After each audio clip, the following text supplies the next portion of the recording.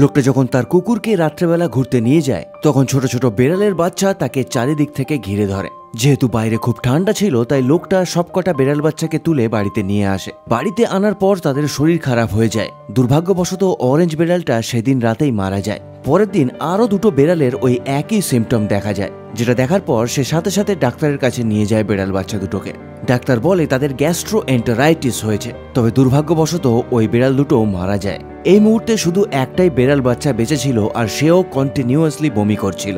এই জন্য লোকটা প্রথমে আশাই ছেড়ে দেয়, তবে তা সত্ত্বেও লোকটা কন্টিনিউয়াসলি বেড়ালটাকে ওষুধ এবং নিউট্রিশিয়াস ফুড খাওয়াতে থাকে এবং দুদিন পর সে বমি করা বন্ধ করে দেয়। তাকে যখনই ডাকা হতো সে ছুটে লোকটার কাছে চলে আসতো। সে ভয় পাচ্ছিল বেড়ালটা একাকিত্ব অনুভব করতে শুরু করবে, এই জন্য লোকটা তাকে একটা খেলনা এনে দেয়। 1 মাস পরে লোকটা দেখে যে একটা বড় বেড়াল তার বাড়ির বাইরে বসে বসে তার জানলার দিকে তাকিয়ে আছে। লোকটা দেখে বুঝতে পারে হয়তো এই বেড়ালটাই তাদের মা ছিল, কিন্তু বেড়ালটাকে খাবার দেওয়ার জন্য যখনই সে যেত বেড়ালটা ওখান থেকে চলে যেত। তাই একদিন সে বাড়ির বাইরে খাবার এবং জল রেখে চলে আসে। আপনার কি মনে হয় লোকটার কি ওই বড় বেড়ালটাকেও অ্যাডপ্ট করে নেওয়া উচিত?